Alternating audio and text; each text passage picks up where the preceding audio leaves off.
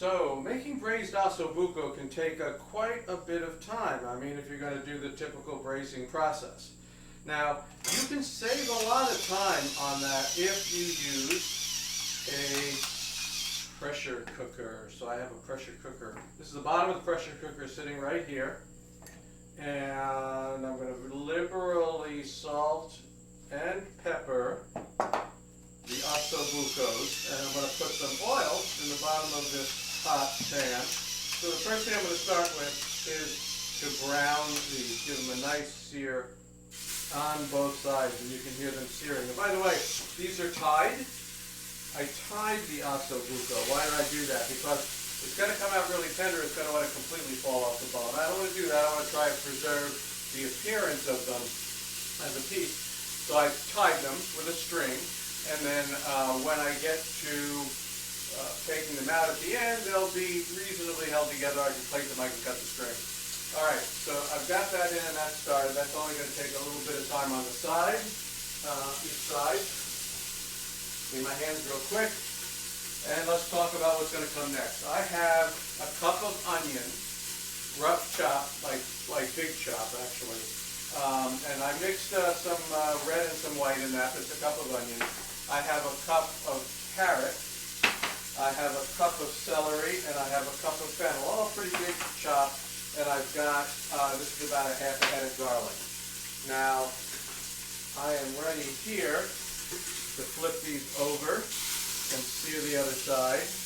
Again, this is I'm not trying to cook them. I'm just trying to get a sear on them, if they will cooperate. There we go.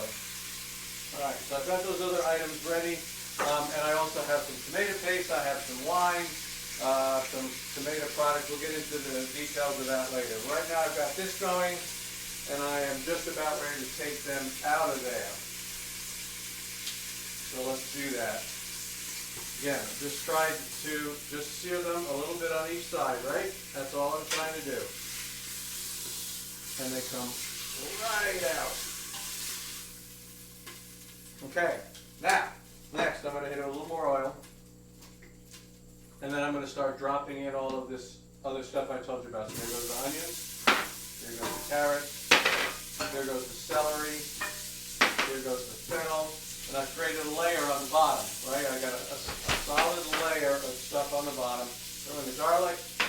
I'm going to put in about a tablespoon of tomato paste. There we go, that's about a tablespoon. And then I'm just going to kind of mix that around a little bit. Again, I'm just trying to get a little bit of browning. I want to cook the tomato paste a little bit. I'm starting to get a nice, char on some of this stuff because I've got the temperature up pretty high here. All right, so that's good.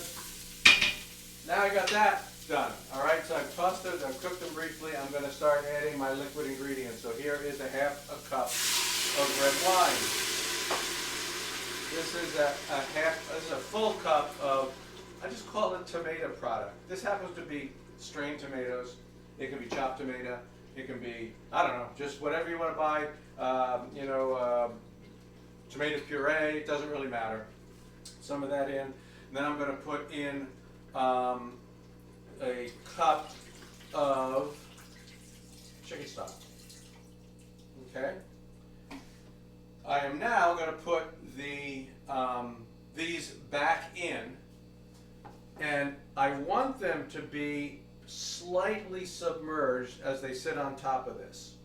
And generally, if I use the amount of stuff that I used, I'm not quite going to have enough coverage of them. Again, I don't want to cover them completely.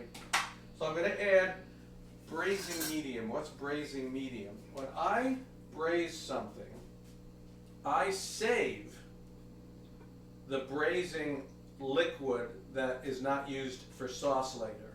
And a nice thing about putting some of that in is I'm bringing some of the flavors of my previously braised dishes. This is really an interesting fluid, if you want to call it that.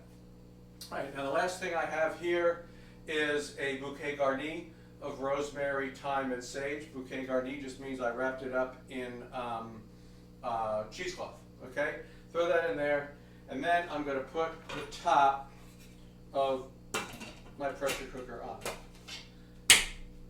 Okay, so now what I'm going to do is I'm going to raise this to level 2, to the high pressure setting. And once I do that, I'm going to put a timer on for 40 minutes. I will let that cook in the pressure cooker for 40 minutes, and then when that is done, I'll take it off the heat. And I'm not going to depressurize it like you see on the shows a lot of times. You know, they hit this, they put cold water on it. I'm going to let it come down in pressure naturally until I can take the top off. So that's going to be a while. So we'll come back later and we'll check out our Ossobuco. So I got it up to high pressure and let it run for 40 minutes. Then I took it off. It probably took another 10 minutes for this to naturally cool down, for the pressure to drop. So let's open it up and see what we have in here. We open it up and let's take out some Ossobuco.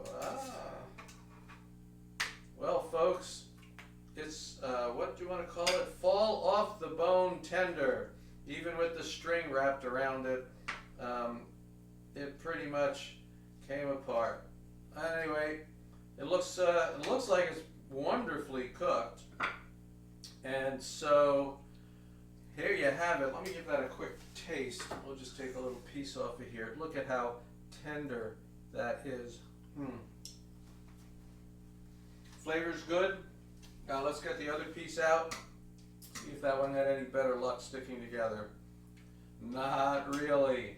All right, so I'll have to assemble this on the plate to make it look beautiful. Now, in addition, of course, we want a sauce.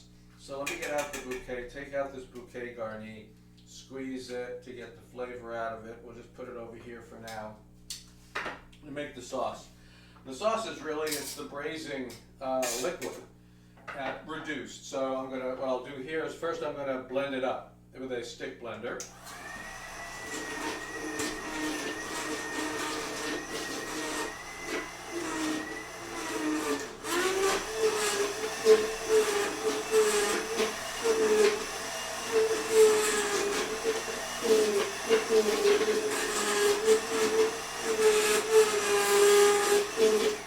Alright, that works pretty well.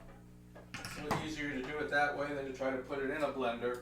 And what you'll see is I have this really nice liquid here. And it's pretty good. Let's see. So it's going to need a little bit of salt. And I'm probably also going to reduce it a bit. So that's what you want to do. You want to go ahead and reduce this down, get it even a little bit thicker, and then you're going to taste it for salt and finish it up. So that's the episode for today. We'll see you next time.